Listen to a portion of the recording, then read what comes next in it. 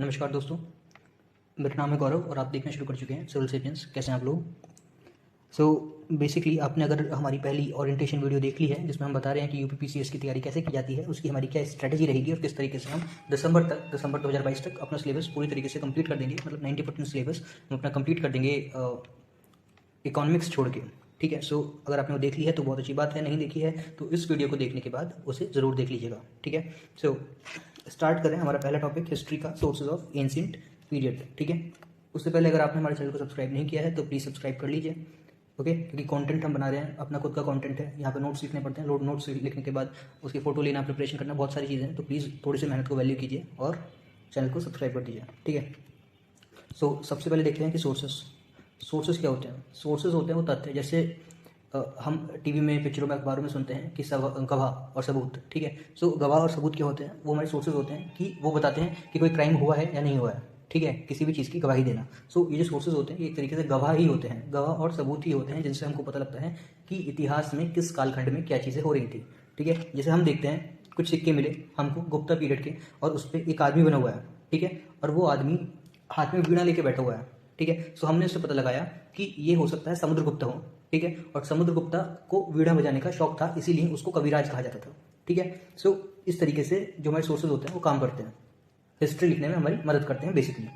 ठीक, जो हमारी हिस्ट्री है वो 3 पार्ट में कैटेगराइज्ड है ब्रॉडली: एंशिएंट, मेडाइवल और मॉडर्न हिस्ट्री। एंशिएंट हिस्ट्री, उसके बाद मेडाइवल हिस्ट्री और तीसरी मॉडर्न हिस्ट्री। ठीक है, एंशिएंट, मेडाइवल और मॉडर्न। कई सारे जो हिस्टोरियंस हैं, जो वेस्टर्न हिस्टोरियंस हैं, वो हिस्ट्री को इस तरीके से कैटेगराइज करने को सही नहीं मानते हैं। वो सिर्फ एक टाइम पीरियड लेके चलते हैं, लेकिन हमारे हिसाब से यही तरीका सही है। हम इसी के हिसाब से हिस्ट्री को अपनी कैटेगराइज करते हैं। आर्कियोलॉजिकल सोर्सेज, बेसिकली सोर्सेज जो होते हैं वो 2 टाइप के होते हैं। पहला होता है आर्कियोलॉजिकल सोर्स। आर्कियोलॉजिकल सोर्स में हो जाते हैं जैसे उस जमाने के सिक्के, जिस जमाने की हम बात कर रहे हैं, उस जमाने के स्कल्पचर्स, मूर्ति वगैरह, और उस जमाने के पॉट्स वगैरह जो खुदाई में हमको मिलते हैं। जैसे हड़प्पा से हमको काफ़ी सारे पॉट्स मिले, सील्स मिली। ठीक है, हमको कंकाल मिले जमीन में दबे हुए, पूरी की पूरी सभ्यता वहाँ पे मिली, घर मिले, उनकी नालियाँ मिली, ड्रेनेज सिस्टम मिले। ठीक है, ये सारी चीज़ें आती हैं आर्कियोलॉजिकल सोर्सेज में। और दूसरे होते हैं लिटरेरी सोर्सेज। लिटरेरी मतलब दूसरे होते हैं लिटरेरी सोर्सेज। लिटरेरी सोर्सेज का मतलब क्या होता है? जो लिखे हुए सोर्सेज होते हैं, लिखित में सोर्सेज होते हैं। ठीक है, जैसे अलग अलग कालिदास की किताबें हो गई। ठीक है, मेगास्थनीज की इंडिका हो गई, और भी कई सारे प्रोमिनेंट राइटर्स ने अपनी अपनी किताबें लिखी हैं, भारत के बारे में अकाउंट्स लिखे हैं, अपने अपने जिन जिन राजा के राज्यों में वो लोग रहते थे, किसी राजा के वो दरबार में कवि थे, उन्होंने उस राजा के बारे में लिखा है। तो ये चीज़ें हमारे लिए एज अ सोर्स एक्ट करती हैं हिस्ट्री को लिखने के लिए। ठीक है, ये जानने के लिए कि उस समय क्या होता रहा होगा। एक बहुत ही प्रोमिनेंट आर्कियोलॉजिकल सोर्स है हमारे पास, जिसको हम कॉइन बोलते हैं। कॉइन माने सिक्के। ठीक है, सिक्के वही जो हम अपने रोज़मर्रा की जो ज़रूरतें हैं उनको पूरा करने के लिए यूज़ करते हैं। 1 रुपये का, 2 रुपये, 5 रुपये, 10 रुपये। ठीक है, ये सिक्के होते हैं, राइट, कॉइन्स। कॉइन्स की स्टडी को क्या कहते हैं? न्यूमिस्मेटिक्स। क्या कहते हैं? न्यूमिस्मेटिक्स। बस इसको दिमाग में याद रखिए, न्यूमिस्मेटिक्स किसको बोलते हैं? कॉइन की स्टडी को। ये पीसीएस में तो नहीं आएगा, बट किसी भी वनडे एग्जामिनेशन में पूछा जा सकता है कि कॉइन की स्टडी को क्या बोलते हैं। फादर ऑफ इंडियन न्यूमिस्मेटिक्स कौन है? James Prinsep. जेम्स प्रिंसिप एक बहुत ही प्रोमिनेंट आर्कियोलॉजिस्ट हैं। ठीक है, 19वीं सेंचुरी के एक बहुत ही प्रोमिनेंट आर्कियोलॉजिस्ट हैं। और मैं आपको बता दूं कि इन्होंने ही जो हमारी पुरानी स्क्रिप्ट्स थी ब्राह्मी वगैरह में, बहुत सारी बुद्धिस्ट की स्क्रिप्ट्स थी, उसको इन्होंने डिसाइफर किया था। अशोकन स्क्रिप्ट्स को इसने डिसाइफर किया था। उससे पहले जो हम लोग थे, जो इंडियंस थे, वो ये सोचते थे कि अशोका जो थे वो श्रीलंका से भारत की तरफ आए थे। ठीक है, लेकिन इन्होंने बताया उसको डिसाइफर करके कि श्रीलंका से वो भारत की तरफ नहीं आए थे, बल्कि वो भारत में ही पैदा हुए, भारत में ही उन्होंने राज्य किया, और भारत में राज्य करने के बाद उन्होंने बुद्धिज्म का प्रचार किया अलग अलग जगह पे। अशोका के बारे में बहुत सारी इन्फॉर्मेशन जेम्स प्रिंसिप ने हमें दी थी। कॉइन्स की स्टडी करते थे, और फादर ऑफ इंडियन न्यूमिस्मेटिक्स इनको जाना जाता था। ओल्डेस्ट कॉइन जो हमको देखने के लिए मिलते हैं वो 6th सेंचुरी बीसी, 6ठी सेंचुरी के मिलते हैं, और इनको हम आहट कॉइन्स भी बोलते हैं। ठीक है, एक और नाम से इनको जाना जाता है, इनको पंचमार्क कॉइन्स के नाम से भी जाना जाता है। मैं आपको इसकी एक बार इमेज दिखा देता हूँ, ये किस तरीके दिखाई देते हैं। ये देखें, ये जो कॉइन है आपके, ये आहट कॉइन्स है। ठीक है, बेसिकली क्या है, आपके पास एक पंच होता है। ठीक है, पंच के ऊपर किसी भी तरह का एक फिगर बना हुआ होगा, कुछ बाहर को निकला हुआ एक फिगर होगा। ठीक है, जैसे ये पंच है और मुझे इसमें इस तरह का फिगर बनाना है, तो मैंने इसके ऊपर इस तरह का फिगर बना दिया। मैंने सिक्के को गर्म किया, एक प्लेट को गर्म किया, और इसे उठा के इस पे हिट कर दिया। जब मैं इसे उठा के इस पे हिट करूंगा, इस पे कुछ इस तरह की आकृतियां बन जाएंगी जो मैंने यहाँ पे बनाई है। ठीक है, इसको बेसिकली पंचमार्क कॉइन बोलते हैं। आगे चलते हैं, इसको पंचमार्क कॉइन्स भी बोलते हैं, और इसको एक नाम से और जाना जाता है, वो है पुराना, और इसको बोलते हैं पुराना। ठीक है, पंचमार्क कॉइन्स को पुराना भी बोली जाती है।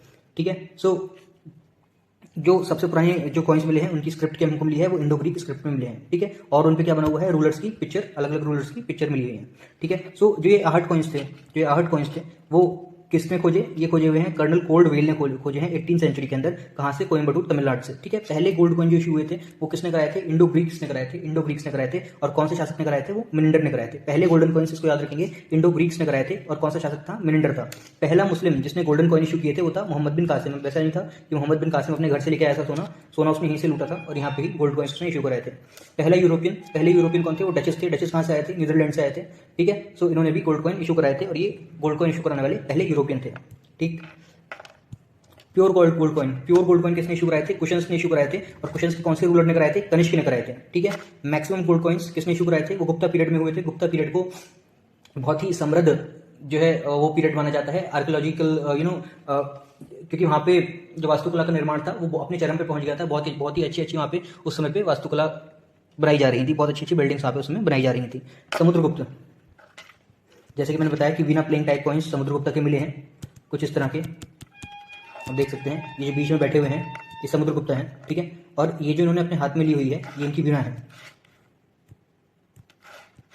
ये जो इन्होंने अपने हाथ में ली हुई है यहाँ पे ये इनकी वीणा है, ठीक है। सो कुछ इस तरह से हमको पता लग जाता है समुद्रगुप्त के बारे में उनके कॉइन्स को देखते हुए, ठीक है। लेड कॉइन्स किसने इशू कराए थे, लेड कॉइन्स सतवाहन डायनेस्टी के रूलर्स ने इशू कराए थे। और कौन सा रूलर था, गौतमीपुत्र सतकर्णी। अब एक चीज यहाँ पे कैच है, कैच क्या है, इसके नाम के आगे, सतकर्णी के आगे लगा हुआ है गौतमीपुत्र, यानी गौतमी इसकी माता का नाम होगा। इससे हमको क्या पता लग सकता है, आप खुद बताइए। अब नाम से हमको क्या पता लग सकता है, नाम से आप क्या डिसाइफर कर सकते हैं, नाम से आपको ये पता लग सकता है गौतमीपुत्र यानी जो उस समय की सभ्यता रही होगी सतकर्णी डायनेस्टी के आसपास की, सतवाहना डायनेस्टी के आसपास की। सो वो मैट्रियार्कल रही होगी। मैट्रियार्कल मतलब मातृसत्तक, माने माता को ज्यादा इंपॉर्टेंस दी जाती होगी पिता की तुलना में, या फिर माता की बहुत ज्यादा रिस्पेक्ट होगी एज कम्पेयर टू मेल्स और फादर्स, ठीक है। सो पितृसत्तक सोसाइटी, पितृसत्तक समाज नहीं होगा, महिलाओं की इज्जत होगी, चाइल्ड मैरिज वहां पे होगी नहीं, विडो मैरिज अलाउड होगी, ठीक है। तो कहने का मतलब है कि इक्वलिटी एक तरीके से उस समय पे रही होगी।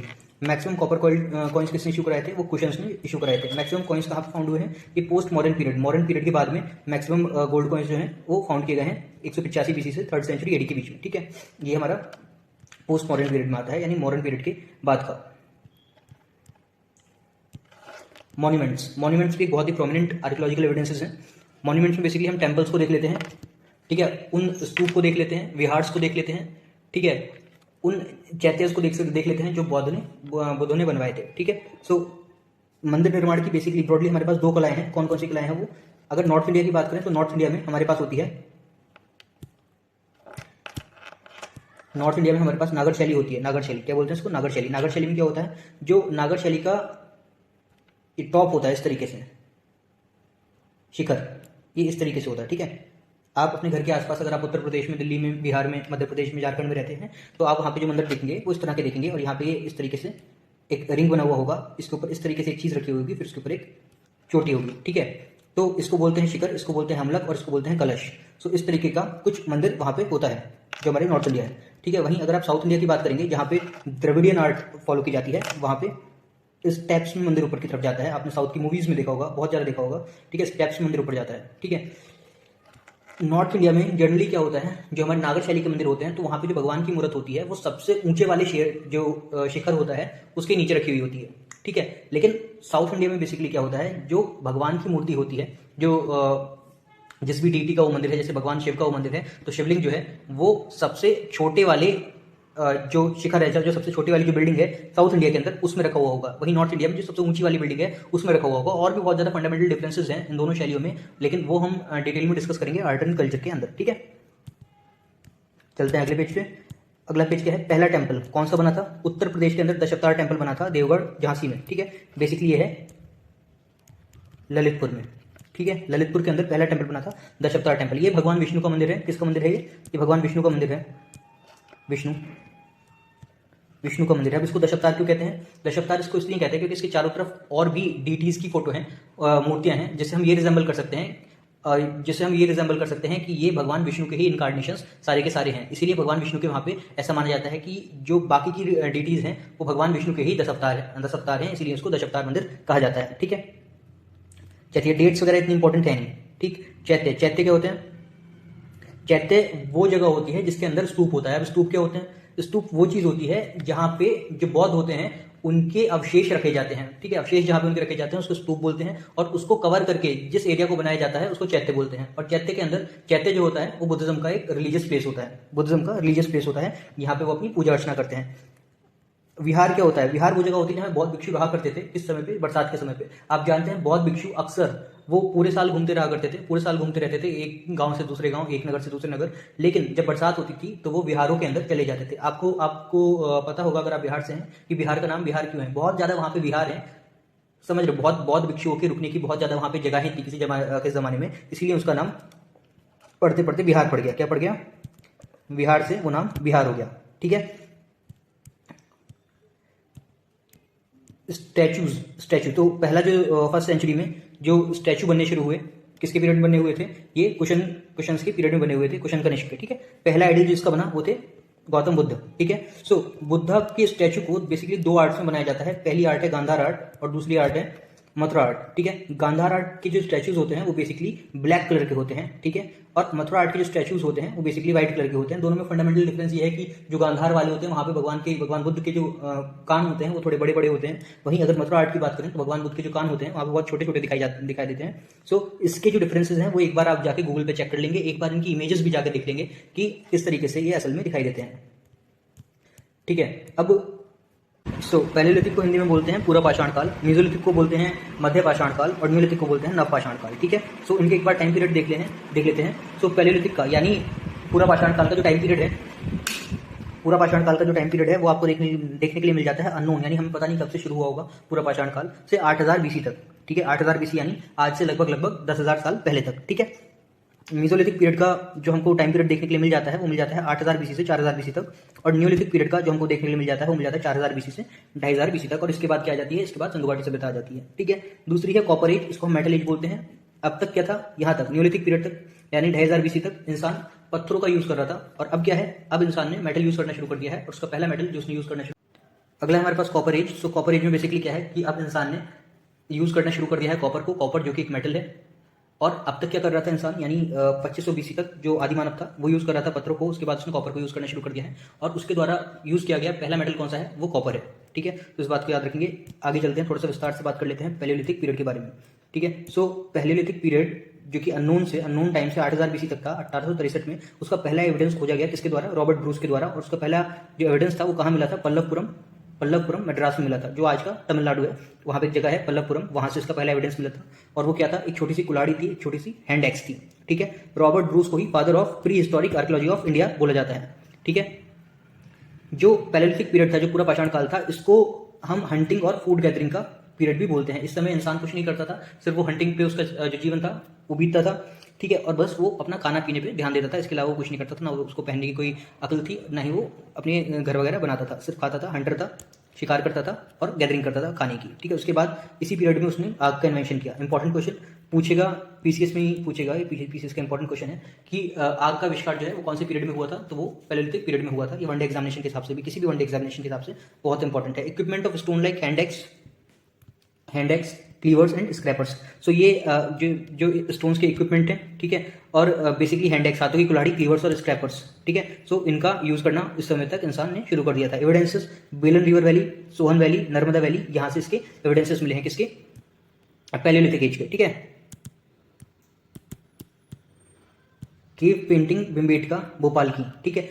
भीमबेटका कहां पे पड़ता है? मध्य प्रदेश में पड़ता है, और वहां पे पैलेलिथिक एज की यानी लगभग 10,000 साल पुरानी कुछ केव पेंटिंग्स मिली हुई हैं, ठीक है। सो उसको एक बार आप जाके गूगल पे देख लेंगे, उसके पिक्चर्स देख लेंगे, ताकि वो आपको याद रहे। भीमबेटका केव पेंटिंग्स बहुत ज्यादा फेमस है और बहुत ज्यादा एग्जाम्स में पूछी भी जाती है। मीजोलिथिक पीरियड हम जानते हैं किसके बाद शुरू हुआ? मीजोलिथिक पीरियड बाद शुरू हुआ, पैलेलिथिक पीरियड के बाद में 8000 बीसी से 4000 बीसी तक का ये टाइम पीरियड है। पहला एविडेंस 1857 में, 1857 कब? जब जंग चल रही थी, लड़ाई चल रही थी, कौन सी? First war of Indian independence, यानी उस समय वो लोग वहां पे लड़ाई लड़ रहे थे, और सीएल कार्ल्स जो थे ये इन्होंने पहला एविडेंस निकाल लिया, किसका? मीजोलिथिक पीरियड का, ठीक है।